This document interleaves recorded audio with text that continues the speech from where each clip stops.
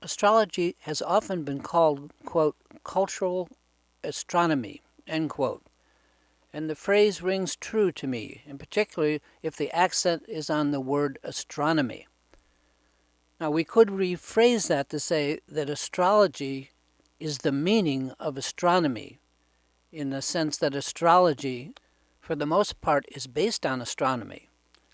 You know, for instance, like accurate positions of the planets, new and full moons, and all the other celestial phenomena. Most astrologers like to be as accurate in their calculation as the astronomy will permit. So in other words, astrological interpretations are based on accurate astronomy, as I pointed out. In this sense, our astrological imagination is limited by the facts that astronomy brings to us. Most astrology has to do with the meaning or the interpretation of the astronomical facts. That's my point. And these astronomical facts have had centuries and centuries of time to be absorbed and to be interpreted by astrologers. However, this is not true in all cases. And the retrograde phenomenon is a good example of an astrological technique where we have not yet exhausted the astronomical framework or just the simple facts. It's still somewhat of a mystery. Now, we know that all the planets move through the familiar zodiac in the same direction, from Aries to Taurus to Gemini, all the way around to Pisces, and so on. However, periodically, a given planet will pause in its forward motion, and it will begin to move backward through the zodiac, going against the grain of the zodiac. Such a backward-moving planet is said to be retrograde, and that's what this whole segment's about. Depending on the planet, a planet can be retrograde from 7% in the case of Venus to over 44% of the time with Pluto. In the history of astrology, retrograde planets tend to be interpreted, the meaning, in somewhat of a negative way. Now, perhaps this is just obvious because the backward motion itself of the planet leads to ideas of literally, retro, backsliding, falling behind, and so on. Perhaps no astrological factor has had more different opinions, less agreement among astrologers than the phenomenon of retrograde motion.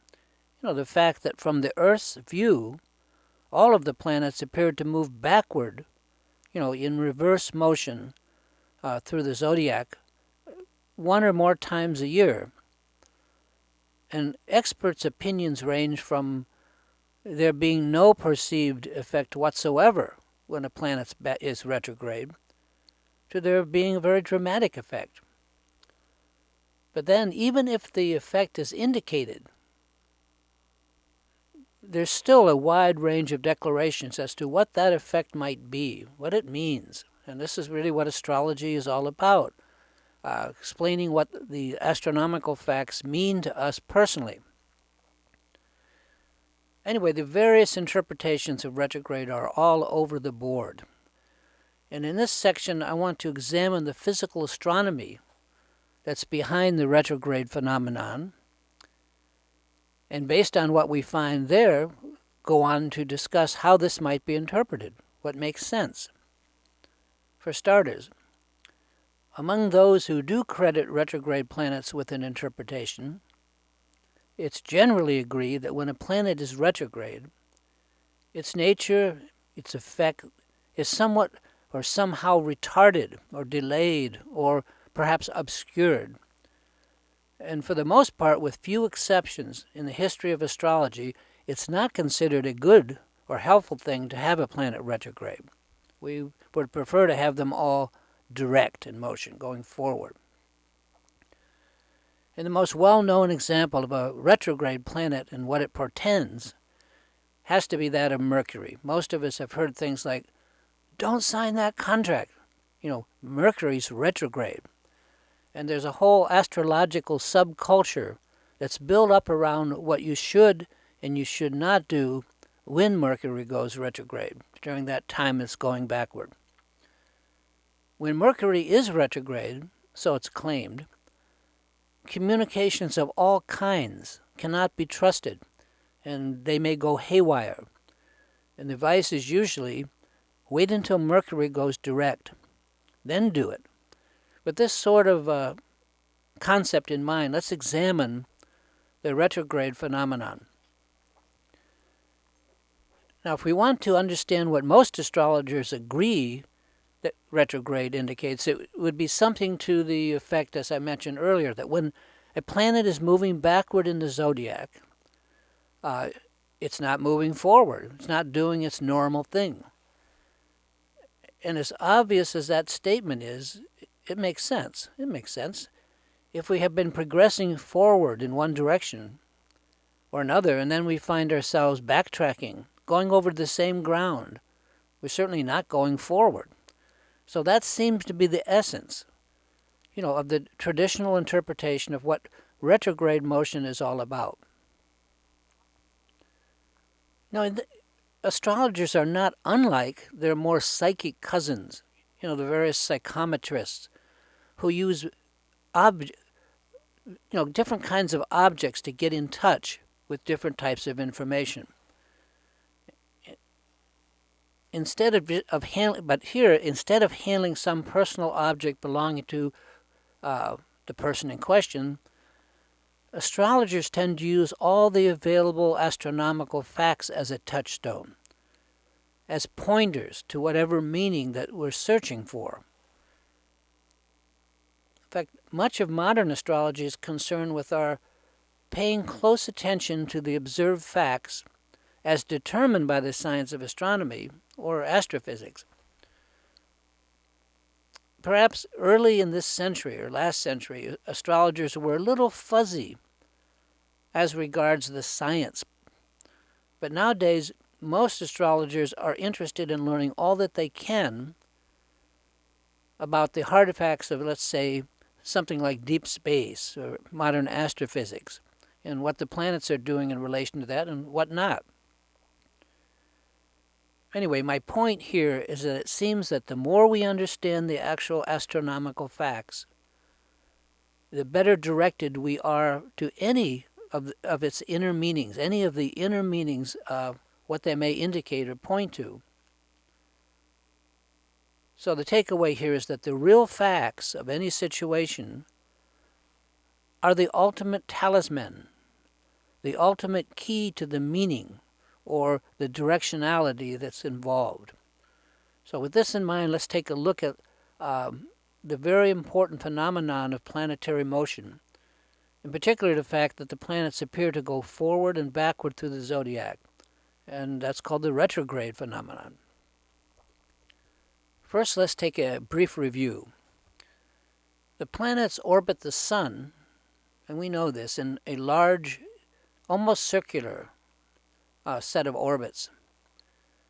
And considered from the sun center, the heliocentric standpoint, of course, there is no retrograde. There's no backward motion, but only the steady forward travel through the zodiac, cycle after cycle after cycle, round after round. This retrograde, or backward motion, only exists from the Earth-centered, or geocentric perspective. But that's the chart that most astrologers use. So this in itself is a significant statement and can also be interpreted.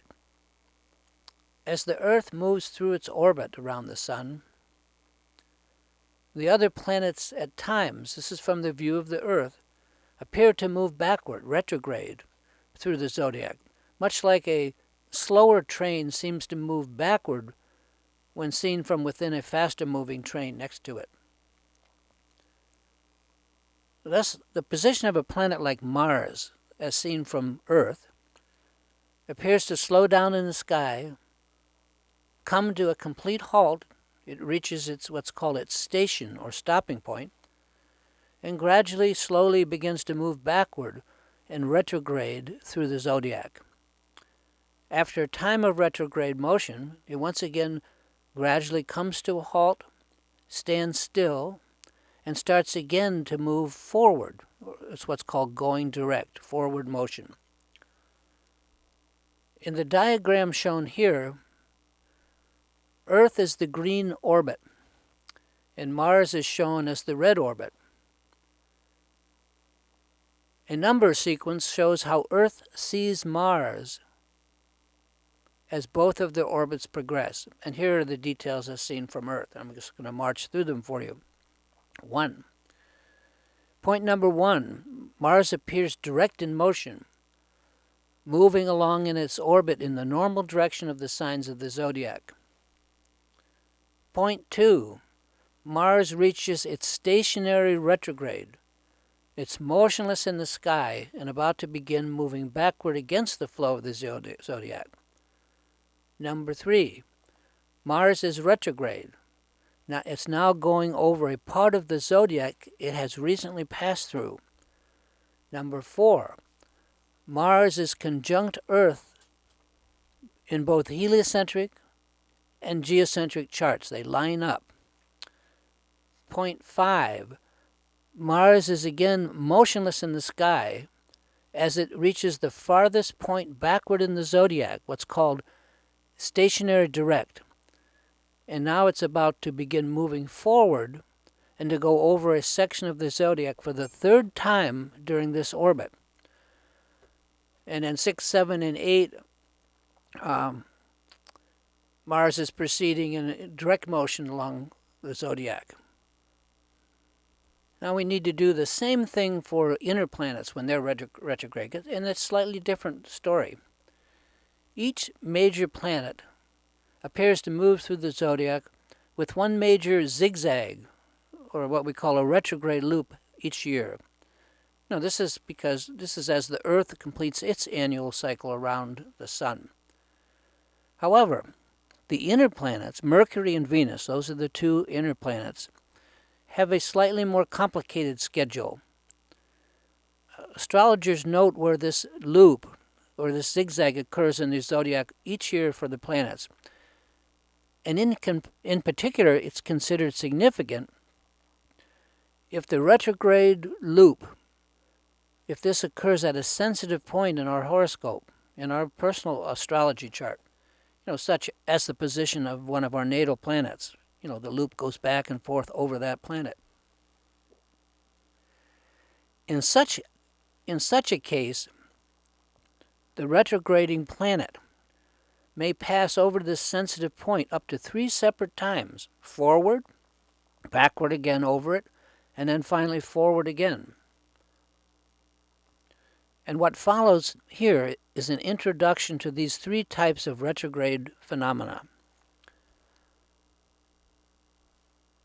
Now, this technique requires at least some understanding of the heliocentric workings, sun-centered, the heliocentric workings of the planets. After all, the entire retrograde phenomenon is little more than a reflection of the Earth's motion around the Sun in relation to the planet in question, or as I say, through a glass darkly, so to speak.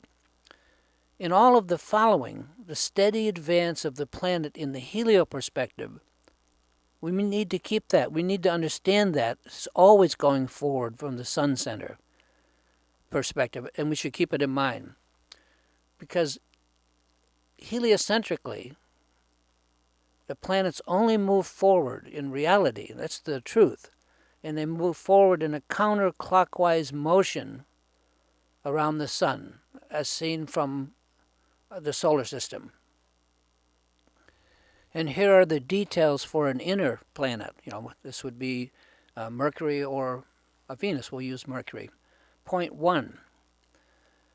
Mercury is moving in direct motion. That's in the direction of the zodiac, going forward in the zodiac. Point 2, Mercury and Earth are what is called their inferior conjunction. Point 3, Mercury is motionless in the sky. It's at the point where it's about to go stationary retrograde and begin to go backward through the zodiac. It will pass over an area of the zodiac that it just went through. Point number 4, Mercury is, again, motionless in the sky, so it's at the point of what's called stationary direct. And this is when it turns direct in motion and it passes over an area of the zodiac for the third and final time for that loop. Now here's a key concept. Except that the two instantaneous moments when the Earth is conjunct with or in opposition to a particular planet, the geocentric position of the planet always differs from the heliocentric position of that same planet. The helio position is kind of a midpoint around which the geocentric position ebbs and flows. This is true at least for those planets beyond the orbit of Earth.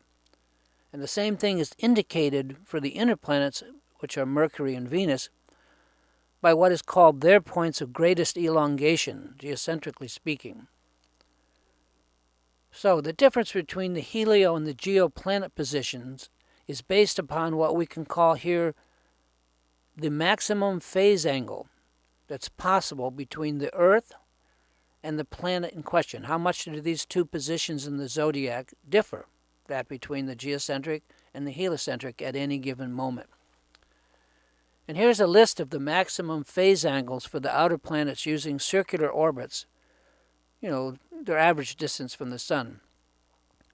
The fact of a non-circular orbit produces values that may or may not at times be greater than these listed here, but this is generally the truth.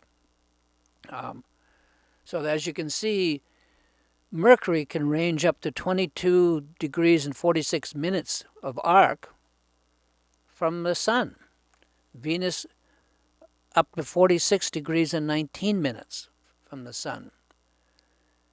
And for the outer planets beyond Earth, the numbers are for Mars 41 degrees and 1 minute, Jupiter 11 degrees difference in 5 minutes, Saturn 6 degrees difference in 1 minute, Uranus 2 degrees difference in 59 minutes, and Neptune 1 degrees difference in 54 minutes, and Pluto, the last one, 1 degrees and 27 minutes difference.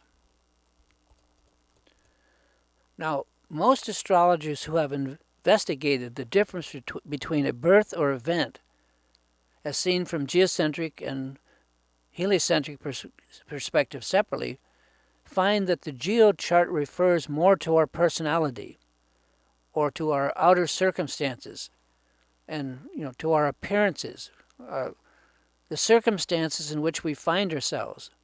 That's what's called the standard astrology chart. It's geocentric. While the other chart, the helio chart, for the same moment in time and the same planets, just a different perspective, the helio chart points to our inner self, the part of us, like who we are, that's living in these personal bodies, in these personal circumstances. Now, the position of Mars in the standard geocentric traditional natal chart and the actual position of Mars in the zodiac in its circle around the Sun, the heliocentric, can differ, as I pointed out earlier, by some 41 degrees. That's a good amount. For example, I'll just use my own. My geocentric Mars is at 9 degrees Aries. So my Mars is in Aries. But my heliocentric Mars is at 24 degrees of the sign Aquarius. Now, that's a big difference. So how could I interpret this? Just using standard astrological interpretation methods, we could say that although my Mars appears to be in Aries, Geo, that is, in essence, it has an Aquarian tone, helio. So we could just say Perhaps my rash Aries Mars always manages to accomplish some group or Aquarian goal at heart. Now, this type of interpretation, this geo-helio comparison, certainly is worth thinking about. And with this approach in mind, some interesting thoughts can be forthcoming when we examine our geo and our helio charts side by side. Another, even more interesting technique is to compare the overall chart patterns in the geochart against the overall chart patterns in the helio chart. And I've covered this kind of information a lot. There's a whole book called, Dharma chart, karma chart, or is it karma chart, dharma chart, that goes into all of this kind of stuff. What's interesting here is the fact that if we consider the helio position of a planet as where that planet in fact is in its journey through the zodiac around the sun, and that's the fact, that's the astronomical fact, that is where it is, then the geo position, except at conjunction and opposition, is always either ahead of this helio position or behind it. In other words, the geocentric position of any planet runs for a time into the future, ahead of the helio position, where it actually is, stops in the sky, pauses, turns retrograde, and begins to move backward through the zodiac, back over the ground that it just covered for the second time. And it continues backward until it crosses the helio position, and the two are one, and continues still moving back. Now it's behind the helio position, where it's actually at, and it comes to another slow stop, and then begins to go forward for the final and third time over the same area of the zodiac. So again, it catches up to and passes the helio position. This whole thing is what's called the retrograde loop. The heliocentric motion of the planet, remember, is always forward. It never stops. It never wavers. It's the geocentric position of the planet that shows this forward and backward movement that we call the retrograde loop. And keep in mind that the geo position is nothing other than a snapshot, a picture, taken from Earth of the helio planet's position. In other words, the geo position is how the given helio planet position appears from Earth's view, not how it is as an integral part of the solar system, because that's the helio position. I'm not saying here that the appearances from Earth are not valid or are not worth considering. Sure, we must consider them, for there they are. But as we know, appearances can be deceiving. And what I'm pointing out here, and that what you might want to think through, like I've had to, is that the geoposition of a planet results from how the planet appears to move as seen from Earth, from our limited geocentric personal chart. It's Earth's attempt to see where that planet is, and it's a moving target, not because it ever moves any other way than forward, but because we do. We have these changes. Here on Earth, our view changes. Our Earth is always moving, and this affects what we see. And that effect or appearance results in the retrograde loop. Now, what thoughts do these differences between the geo and helio positions at any given moment suggest? And this is where, to me, it gets interesting. And here are some obvious ones. The simple fact that there can exist a considerable difference between the geo and helio positions, that's worth taking note of. In some individuals, there may be little or no difference at all between the geo and the helio positions for a given planet. And perhaps this might indicate something along the lines of, quote, what you see is what you get, end quote. In these cases, the outer geo position is identical to the inner helio positions, outer meaning our outer personality, or the Earth view. Someone with little or no difference may be a natural when it comes to that planet. its function works smoothly. They are born with it, for example, in some kind of clear focus. There's no variation between these two positions. But on the other hand, and this is where I'm getting to, there can be a great difference, relatively speaking, between the geo and the helio position for any given planet. And an inner need or drive on the part of a person with this kind of configuration, they may be striving to reconcile these two different positions to make them into one. And I have coined the name for the amount of difference between the helio and geo position for any planet as the burn rate. And we can speak of someone having a high burn rate for Mars, great difference between the two positions, or a low burn rate for Mars, little to no difference.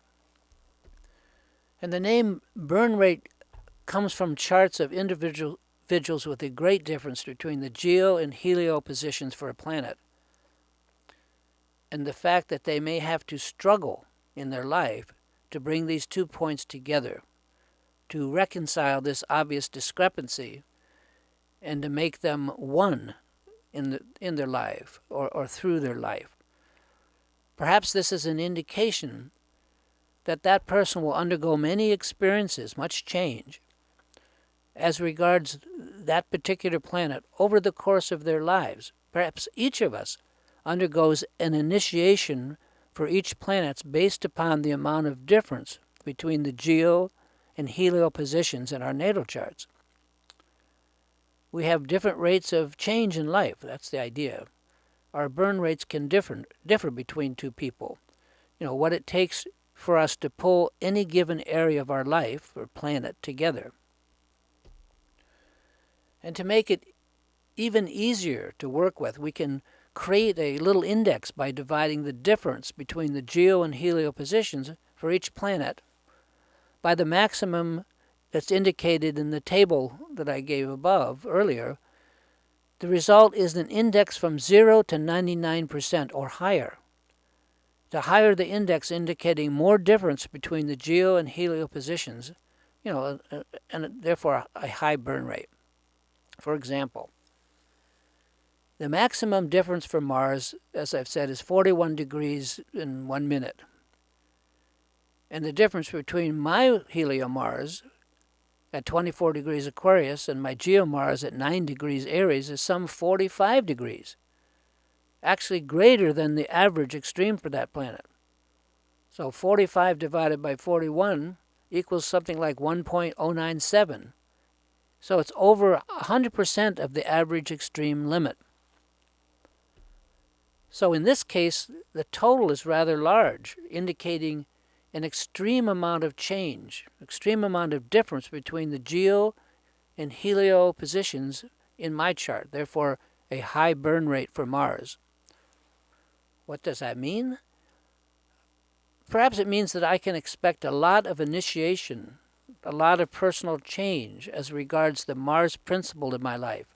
Whatever we could agree that might mean. In fact, I have had a lot of emotional experience, including being a performing musician for a good number of years. And Mars has to do with movement, emotions, driving, force. Anyway, this should give you some idea as how to use this technique. Moreover, we can go ahead and calculate this index for all of the planets, excepting the Sun and the Moon, of course, and we get a total index for the birth chart. And a high total index for a chart might point to a lot of change within a single lifetime for that person. The individual may have to go through a lot of changes to bring these two positions into alignment, to resolve them. On the other hand, an overall low index, a low burn rate, might indicate a relatively stable and smooth operation for that given planet. And there's yet another measurement relating to the retrograde phenomenon that can be made that I find even more interesting. This has to do with the fact that, as mentioned, the geoposition at any given moment may be either ahead or behind the corresponding helioposition for any given planet. And if we grant that the helioposition somehow represents the mean position of the planet in the zodiac, its inner or essential position, which astronomically that's the fact, it does, then the corresponding geoposition has to either lead or trail this helioposition by a lesser or greater amount. So how do we interpret that? First, let's refresh ourselves on the difference in interpretation between the geo and the helioposition of any planet, keeping in mind that the geoplanet, that position is Earth's view of that planet as it moves always forward in the zodiac in the actual sun-centered solar system. And the helioplanet position is the position of the same planet in the actual solar system with the sun as center. I mean, that's the fiducial. Astrologers who use heliopositions, like Dane Rudhyar, Robert Hand, and others, and myself, of course, for example, we find that while the geoposition charts the outward personality, the circumstances, and how they appear in our lives, that's what traditional astrology studies. The helioposition, with its steady advance through the zodiac, marks the inner or true position, the true meaning of that planet for us at any given time.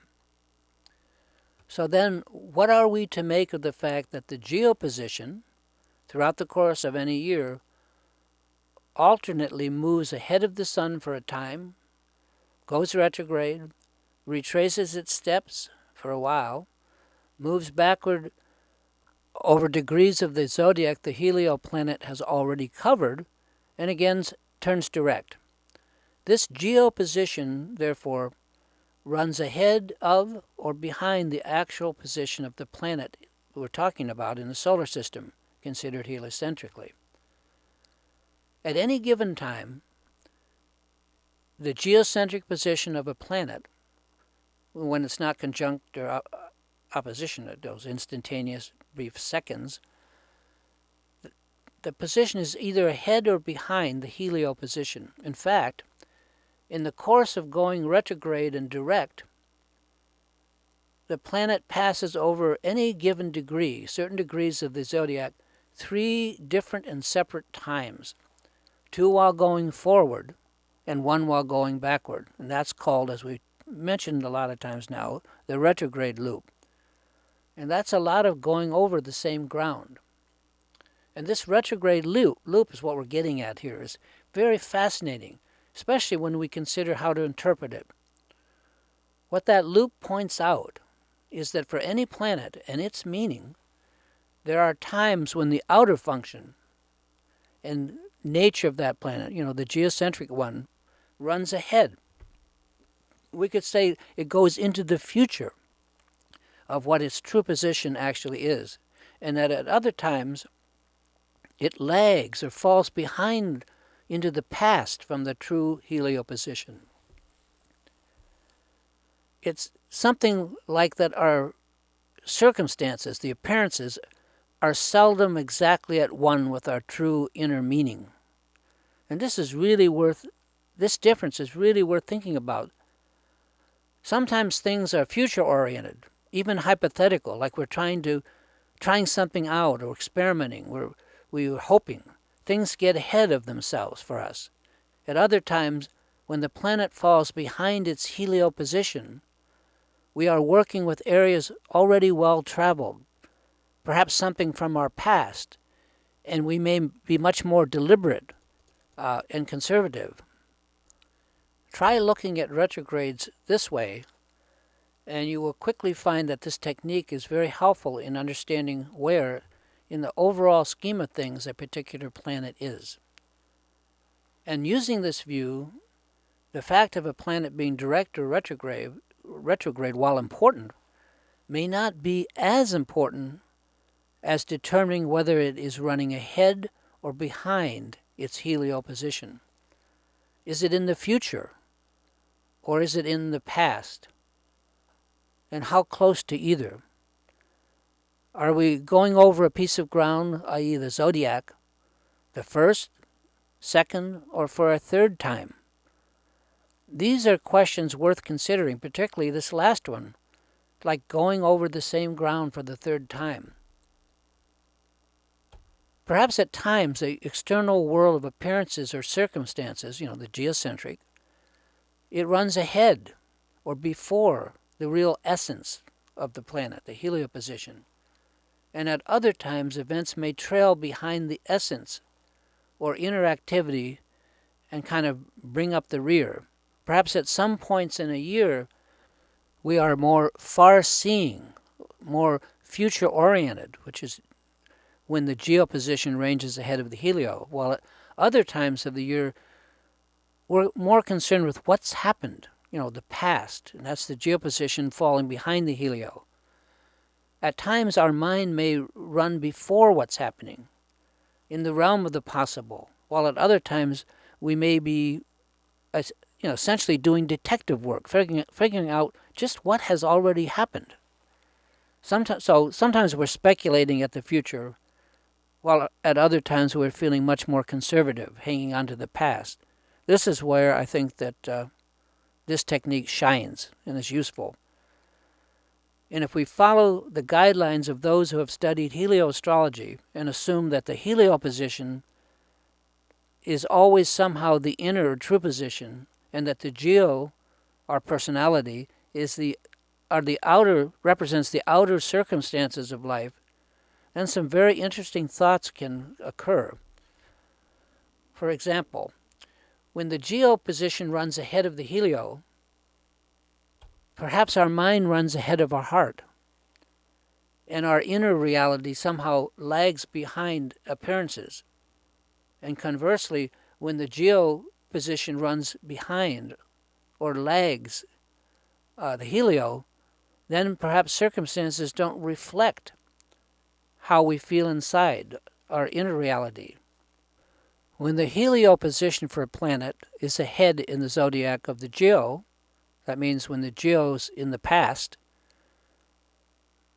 perhaps we're caught in an overly conservative world where our inner vision is so much more forward-looking than the events that we're trapped in, especially when a planet would be going direct, but still be behind the position of the sun. Now, on the other hand, when the geoposition is ahead of the helio in the future, the outer circumstantial events around us can appear much more speculative or even off-center compared to how we feel inside. Inside, we're more conservative. How things will actually turn out may be different when these two positions come together again and align themselves. Hopefully you get the idea. Next, I want to offer a detailed presentation of what happens during the retrograde phase for the outer planets. And, this is detailed, so you got to give it a look. I don't know how many diagrams I've seen over the years representing the retrograde phenomenon, but they all fail to point out the relationship between the geocentric and the heliocentric positions as described above.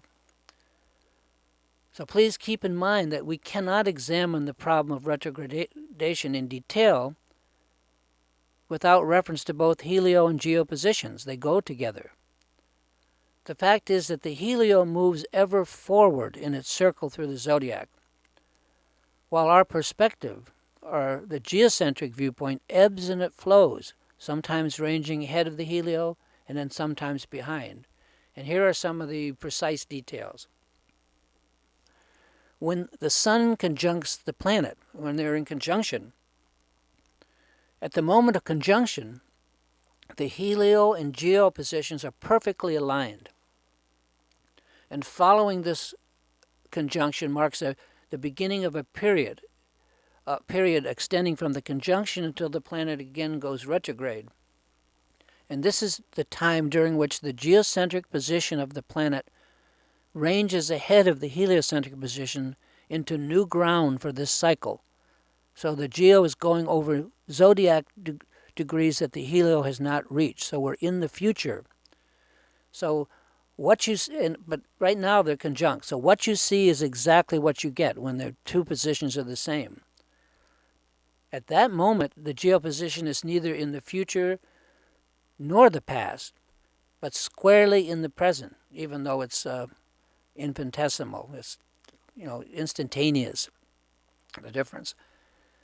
And after this point of conjunction, our appearances, the geo, are venturing into a section of the zodiac that's fresh or new, one that's not yet been experienced by the helioplanet, not at least since the last complete cycle. So we're in new territory. We're ahead of the game, so to speak, or we could say we're speculating. The difference between reality, which is the helio, and appearances is growing.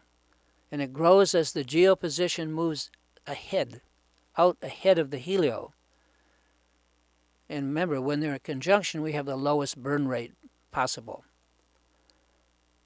But as the conjunction passes, the geoposition of the planet moves ahead of the helioposition and out into uncharted territory.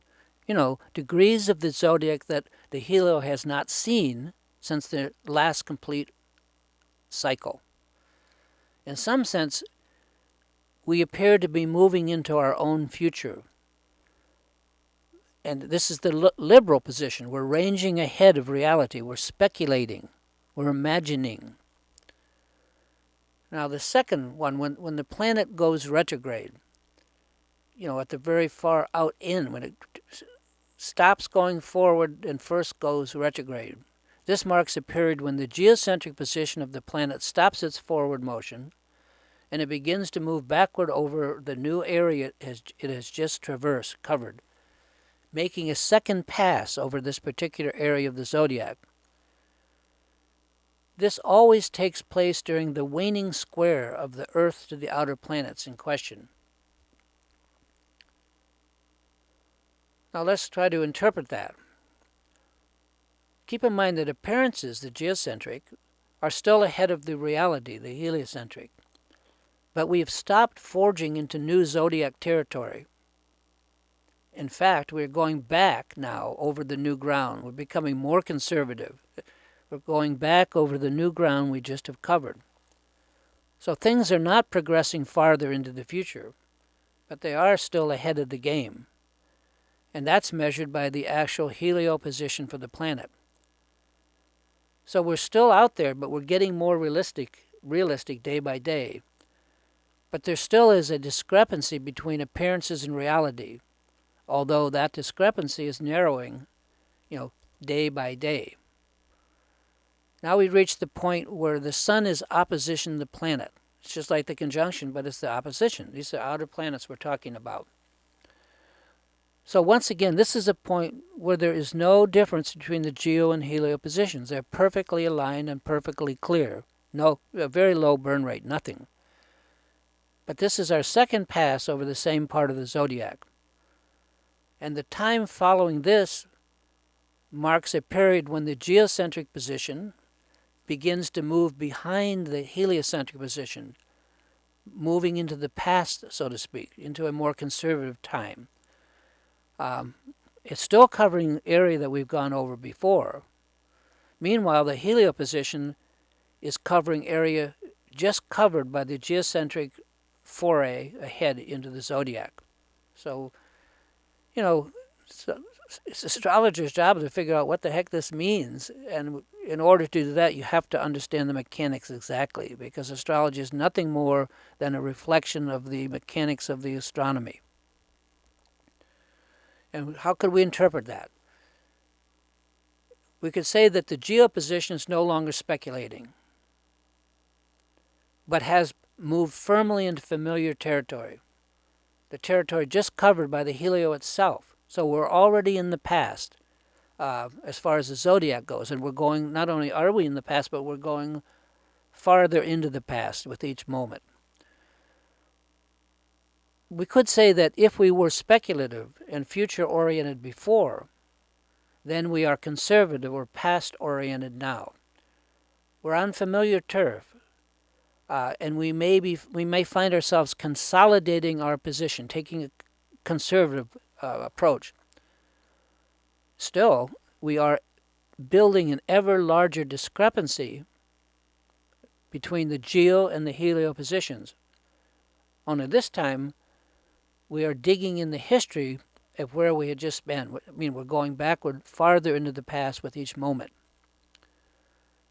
Now, this next one, we reach as far back in the past as we go, we stop, and we're moving forward again. At this point, the planet slows to a stop, changes direction for the third and final time, goes from retrograde to direct, and begins to cover the same territory, as I just mentioned, for the third and final time for this loop. Now, this marks a period when the geocentric position moves from behind and starts to catch up to the helio position at the next conjunction. Also, and this is really important, the helio position has now reached the limit that was formerly reached by the geo position during its previous sweep into the future, and it's now forging ahead into new ground not scanned by the geo during this whole time. This always takes place during the waxing square of the Earth to the outer planet in question. And how do we interpret this? Okay? If we want to look for our most conservative position, this is it. We're moving forward, but we're moving over ground that we have repeatedly crossed. This is our third pass over the same zodiac degrees. So we should know it well by now. We're coming from behind, and perhaps we are informed by the familiarity and the history of our repetition. We may be reactionary and conservative, but our own history is informing us. However, the helio position, which is our inner self, our inner reality, is experiencing new, fresh zodiac territory. So we really have two extremes here. The helio into the new degrees of the zodiac, and the geo going over the old ground for the third and final time. And we finally get back to the sun conjuncts the planet. And this marks the point where the geocentric position of the planet has caught up with the helio, and they are once again the same, low burn rate. And after that point, this point, the geo position proceeds to forge ahead. And as far as interpreting that, again, as I mentioned, what you see is what you get. The geo position is neither in the future nor the past, but squarely in the present. And after this point, our appearances, the geo, are venturing into a section of the zodiac that's fresh or new, one that has not been experienced by the helio planet since the last complete cycle. We are in new territory, so we're ahead of the game, so to speak. We're speculating, liberal. The difference between reality, which is the helio position, and appearances begins to grow again as the geo position moves out farther ahead of the helio. And at the conjunction, we have the lowest burn rate, of course. But as the conjunction passes, the geo position of the planet moves ahead of the helio position on into uncharted territory, degrees of the zodiac that the helio has not yet seen since the last complete cycle. So in some sense, we appear to be moving into our own future. We're ranging ahead of reality. Thus, both geocentric and heliocentric positions have a time within the cycle during which they lead or are sampling new degrees of the zodiac. That is, they're going over fresh degrees of the zodiac that have not been covered since their last complete orbit of the planet, all 360 degrees. In fact, the helio position is the midpoint, always, or focus about which the geo position loops. And that's what we've been pointing out here all along. The stations or points in the zodiac where the planet goes retrograde or direct, where it stops, are the 2 points where this maximum phase angle takes place. This may amount to an alternate form, interpretation-wise, this may amount to an alternate form of what we call the square aspect, where instead of 90 degrees being the limit, like in a square aspect, the limit here becomes the maximum phase angle, in effect, the stations. So in other words, This technique measures the point of maximum phase angle between the Earth and any other planet. And it could be perhaps another approach to the concept of the square. Only here we have a measure of the amount of change required for the two planets to become one. An index of change, what I call the burn rate. And this technique is one of a number of techniques that are very useful for charts, especially for charts where there's no exact birth time. For each planet, we can determine the percentage of difference between the geo and helio charts, planet positions. In addition, we can calculate a total for the entire chart using all the planets but leaving aside the sun and the moon. And then, for each planet, we can determine where in the retrograde cycle it is. Is the geo position ahead of the helio? Is it ahead in direct in motion or ahead in retrograde in motion? Or is the geo position behind the helio? And again, is it behind in direct or is it behind in retrograde in motion? In looking at the familiar retrograde phenomenon, we have not introduced any new facts, but we have clarified what has always been the case, the very direction and steady forward motion of the helio positions and the ever-changing position of the geo position relative to the helio as it ranges ahead and then behind. So much of astrological interpretation is based on the astronomy of the moment. And my point here is to clarify and to clearly point out the astronomy of the retrograde phenomenon so that our interpretive bent are based on solid ground. This view of retrograde should support some interesting interpretations. Now, as shown earlier, retrograde is a purely geocentric phenomenon. It's solely Earth's perspective on and from within the solar system of the motion of the planets other than Earth. The heliocentric positions of the planets never move backward, but always steadily forward in their orbits. Since the geocentric or Earth view of the planet as retrograde or direct is just that, it's a view or perspective. Because of that, we can use the heliocentric position as the fiducial, as the marker for the present position in the solar system for any given planet. Except when a planet is conjunct or in opposition to the sun, our Earth sees that helio position as either ahead or behind in the zodiac. I mean, that's what retrogrades are all about. There are thus 4 distinct phases to the retrograde loop, and they are what we could call the future, being direct and ahead. Here the geopositions of the planet, the geoposition appears farther ahead in the zodiac than the actual helioposition in the zodiac system. It's as if this planet is moving for a time into the future of where the helioplanet position will eventually reach.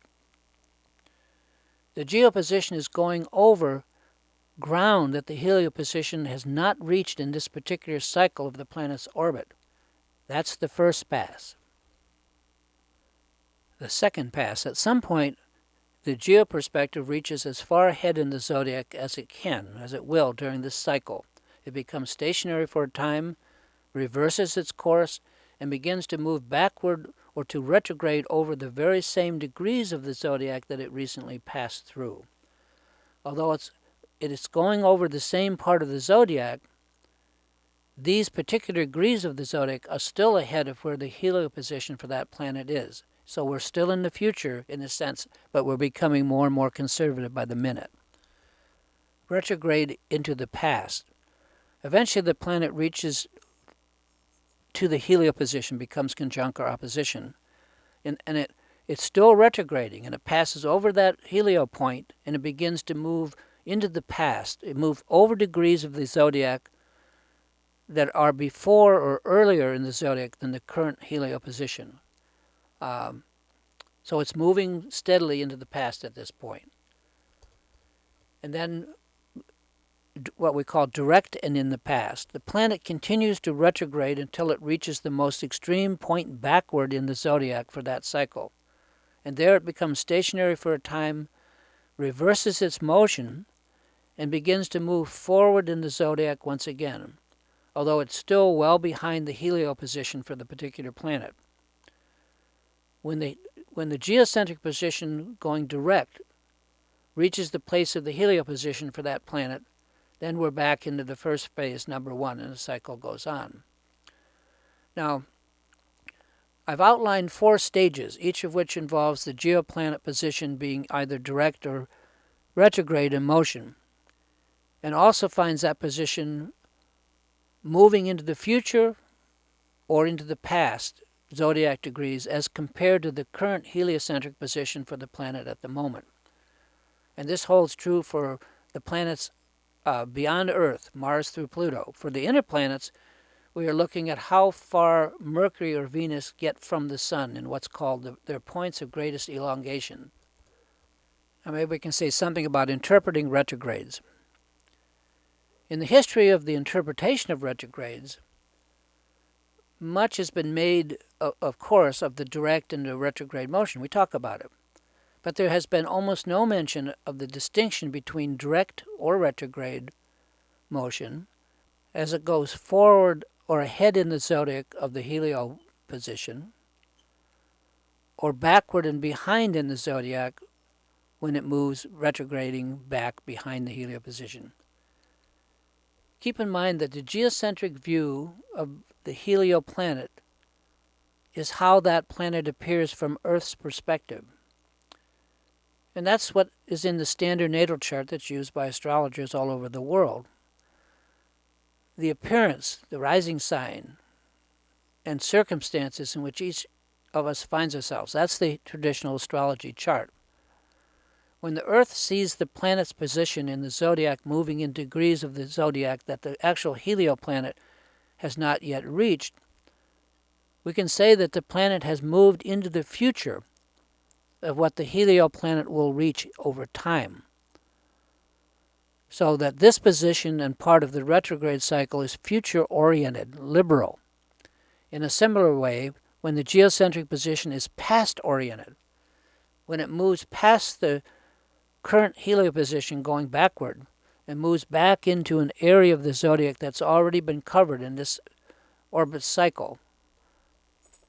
So my point is that as we more carefully delineate the retrograde phenomenon, we should feel free to interpret some of the factors that I pointed out above, such as the apparent movement geocentrically of the position of a planet ahead or behind the more accurate or true position of the helio position of the planet in the solar system. When we see geocentrically a planet moving into degrees of the zodiac that the actual helio position has not yet made, we are literally seeing the planet in the future degrees over which it will travel in time. And the same is true when it moves by retrograde over degrees that the helio position has already passed through. We are then seeing the planet moving through past degrees over which the helio has recently passed. Thus, we have these concepts of the future and the past. When we say someone is future-oriented, or that they're lost in the past, perhaps this is a kind of interpretation. I mean, this is what we're looking at here. Are some of us more future-oriented, while others are more nostalgic?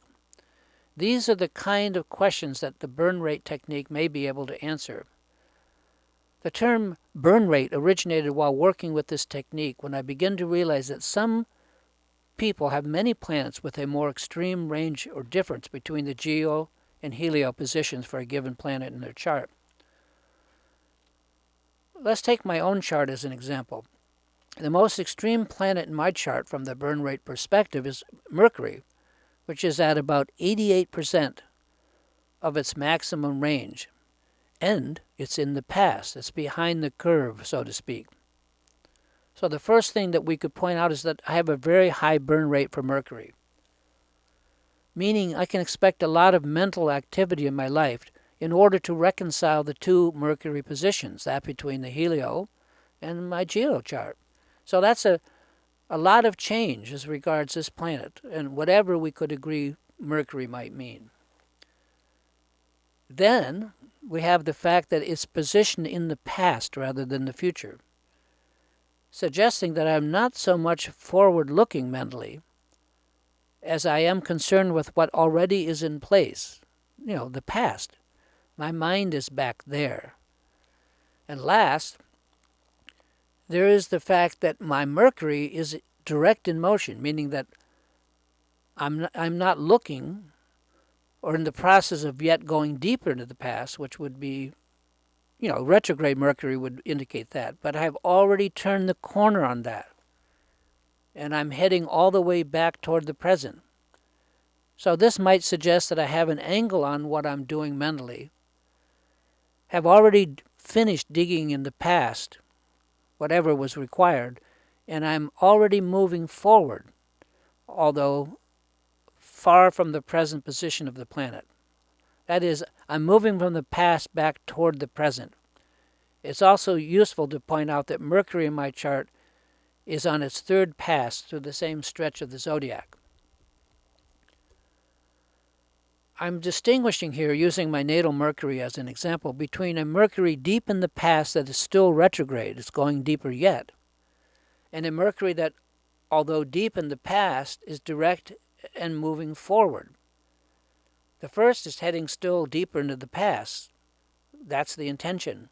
The second, which is the one I have, direct motion, has already turned that corner and is looking toward the future, the present, and going back over the same zodiac ground for the third and final time.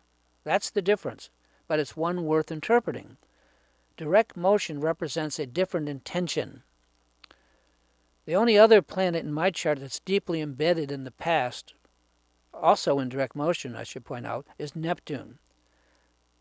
As founder and creator of the largest music database and film databases in the world, allmusic.com, allmovie.com, a database that has documented every historical piece of music from 10-inch records onward, as well as all films, this Mercury-Neptune combination, which is embedded in the past, but directed toward the present, makes for a pretty decent interpretation of the facts of me using the burn rate technique.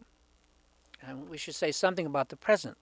What about planets that have a low burn rate, a very low burn rate? In this case, the geopositions would be very close to the heliopositions, like within 10 or 15 degrees. Planets that have a low burn rate have very little change required to make the two positions into one, to reconcile the two. In other words, low burn rate planets are relatively stable and clear in nature. What you see is what you get. Therefore, in a natal chart, look to these low burn rate planets to bring clarity and clear functionality to the nature of the planet. I like to say that these are areas where you see or function clearly. For example, I have only one planet with a low burn rate, and that's Pluto, and the burn rate is 8%. Anything less than about 15% I consider as a low or fairly low burn rate. Of course, it's all relative. Whatever your lowest burn rate planet is, it's just that. It's your lowest. It's the area where you will perhaps function with greatest ease, clarity, and lack of change over the course of your life. Now, Pluto, which has to do with transformation and change itself, and as in my chart, the planet with the lowest burn rate, perhaps it points to my lifelong interest in occult initiation and shamanism, and thus my book, Astrology of the Heart, Astro-Shamanism. Most astrologers use astrological techniques to learn more about themselves. With these different techniques, in particular if they are well-defined and different from one another, such as the burn rate technique, my rule is, quote, the more the better, end quote. Every unique perspective or view of myself and life that I can get helps to triangulate or pinpoint just who I am and why I'm here. There are many snapshots of the same birth event, each taken from a different angle. And these snapshots add up to a more 3D image of me, my own personal hologram chart. And all astrological techniques may not prove useful. Some techniques just don't give me the results worth the effort I have to make to use them. Doesn't mean they're not good for someone else. Because I've learned over the years that does not mean that they won't be useful in the hands of other astrologers. But some techniques just don't work for me. So I found that these deep heliocentric techniques are among the most accurate. Techniques like what I've presented here, burn rate, another technique that I developed called interface, about heliocentric planetary nodes, and then, of course, my helio star type patterns. They seem to work well for almost everyone. Another phase of the retrograde cycle is that where the planet is direct and moving beyond the present helioposition into degrees of the zodiac not yet covered by the helioplanets. In other words, fresh degrees of the zodiac not yet traveled on into the future. And we've talked about this a bit. Here the intent and the direction is toward the future, traveling over degrees for the very first time in this cycle. And as mentioned, the direction is outward, beyond the present, and into the future, into the unknown. This outward direct arc is to be distinguished from the incoming retrograde arc. After the stationary point has been reached, and the planet is once again moving back over the new ground for the second pass. The portion of the zodiac is still in the future, as the helioposition hasn't reached it. But this is the second pass over this relatively new material, this new territory. More important, the intent or direction is reversed. Instead of heading out into new territory, we are now doing just the reverse. We're heading back toward the helioposition. So some of that freshness is gone. There's not only the knowledge of going over the section of the zodiac for the second time, but the intent or direction is no longer outward, but rather conservative, moving back toward the present. And as for interpretation of this part of the arc, I always associate it with a more reasoned or deliberate approach, like having a more conscious agenda or motive. The innocence of that direct outward arc is gone. And while we're still out in front of the helioposition, we're still in the future, we're not pointed out into the future, we're pointed inward, with all that might suggest. We are forward-looking, but we're looking backward from within that. And we should talk about the past. In the same idea, similar, when we look at the part of the cycle that takes place in the past, that section of the zodiac that we've already traveled through, compare with the current helioposition. There are two parts here as well. In the first part, the planet is retrograding and traveling into the earlier or past degrees of the zodiac, which we can just call the past. And each day of the retrograde arc, it takes us deeper into the past, and the intent is to go even yet deeper. This is still the second pass, remember, over the material. However, after the stationary point is reached at the very end, the planet turns direct and is no longer pointing into the past, but is pointing back at least toward the present. And the planet is now in the third and final iteration and passing over the same degrees of the zodiac as mentioned for the third time. In my experience, the future part of the arc is liberal, and it points to where we are going or trying to get to, while the past part of the arc is conservative and points to the past, where we have come from. The more extreme the burn rate, the more unstable and change-oriented the experience. A high burn rate, whether future or past-oriented, is hard to resolve, and it requires lots of change on our part. The whole idea is to resolve the difference between appearance and reality, planet by planet. With a low burn rate, of course, there's no problem. What you see is what you get. However, with the high burn rates, where the spread is wide between the helio and geo positions, resolution is not a slam dunk kind of thing at all. So this has been, a fairly detailed exposition on the burn rate phenomenon. And I refer you to my free ebook called Burn Rate, which has a lot more detail.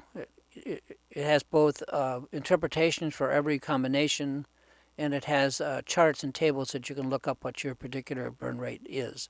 So I suggest you might want to take a look at that.